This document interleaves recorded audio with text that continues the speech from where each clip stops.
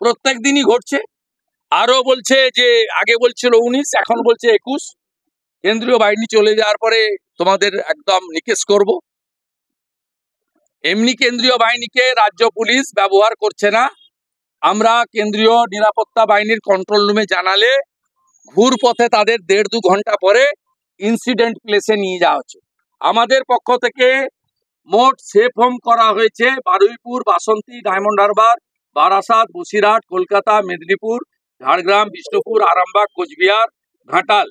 সেখানে এই মুহূর্তে 3200 জন আছে। এর বাইরেও রাজ্যের বাইরে চলে গেছে 2500 ছেলে, পশ্চিমবঙ্গের বাইরে চলে গেছে।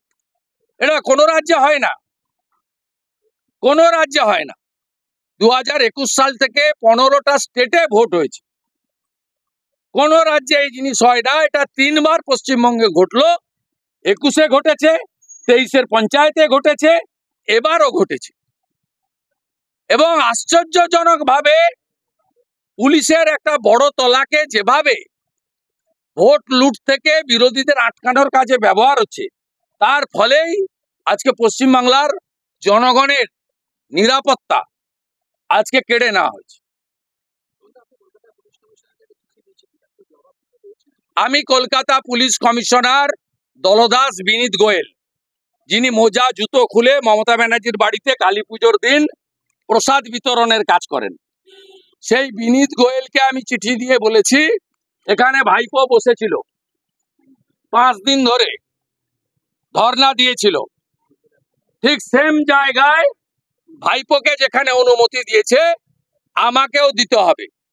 19 তারিখ বিকেল 4টা থেকে আমাদের ধর্ণা চলবে। আমরা প্রত্যেক দিন ধর্ণা করব বলে জানিয়েছি, এবং তার উত্তর আমি আজ অবধি মেলে পাইনি।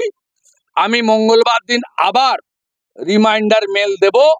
উত্তর পেলে ভালো, উত্তর না পেলে আমি যে পদ্ধতিতে পারমিশন আদায় করে এখনো অবধি 100-র বেশি সভা আমাকে গত 3 বছরে করতে হয়েছে, এখানেও ধর্নাটা ঠিক একই পদ্ধতিতে পারমিশন আদায় করে আমি করব। আপনারা যে বিরোধী দলনেতাকে বিজেপি এবং জনগণ দায়িত্ব দিয়েছে, আমি যা ধরি শেষ করে ছাড়ি। বৃহস্পতিবার আমাদের আটকেছে ডিসি ইন্দিরা আর ওই এডিসিপি খালেদ মিরাজ। আজকে ভেবেছিল যে বিজেপি 12টা, তৃণমূল 29টা, আমরা একটু তাড়িয়ে দিই, আমরা আটকে দিই, এরা মনে হয় পালিয়ে যাবে। আমরা সেদিন গার্ড ওয়ালে হাত দিইনি। আমরা পুলিশের নিচের তলার কর্মচারীর কিচ্ছু করার নেই। এদের এক্ষুনি যদি এরা কেউ প্রতিবাদ করে, কলকাতা পুলিশ থেকে স্টেট পুলিশে বার করে দেবে, দিয়ে কালিম্পং পাঠিয়ে দেবে। এদের কিচ্ছু করার নেই।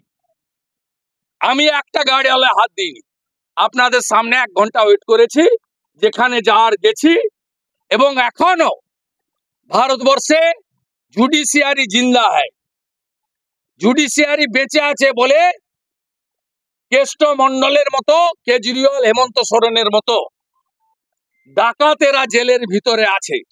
তাই জুডিশিয়ারি বেঁচে আছে বলে আমি লড়াই করে আবার আজকে ভিকটিমদের নিয়ে রাজভবনে দেখা করে সাংবিধানিক প্রধানকে, ওনার ক্ষমতা খুব লিমিটেড আমি জানি, সংবিধানের ঘেরাটপের মধ্যে থাকতে হয়, উনি এক্সিকিউটর নয়, ইমপ্লিমেন্টিং অথরিটি হচ্ছে স্টেট গভর্নমেন্ট, আমরা জানি। কিন্তু কনস্টিটিউশনাল হেড তার কাছে সবাই আসেন। 11-র আগে মমতা ব্যানার্জিও সপ্তাহে সপ্তাহে আসতেন। গোপাল কৃষ্ণ গান্ধী না থাকলে মমতা ব্যানার্জিকে ওই ক্যাডবেরি আর স্যান্ডউইচকে অনশন ভাঙতে হতো না, উনি গিয়ে ফলের জস খাইয়েছিলেন রাজনাথ সিং জি আর উনি। তা আমরা সেখানে এসে আমাদের কথা, আমাদের আবেদন, আমাদের তথ্য প্রামাণ্য, যুক্তি এবং ভিকটিমদের মুখ থেকে যারা অ্যাকচুয়ালি আক্রান্ত তারা তাদের কথা বলেছি। পরবর্তী কার্যক্রম আমরা সেইভাবে চালাবো। এত কোটি কোটি টাকা খরচা করা হচ্ছে ইলেকশনে, নির্বাচন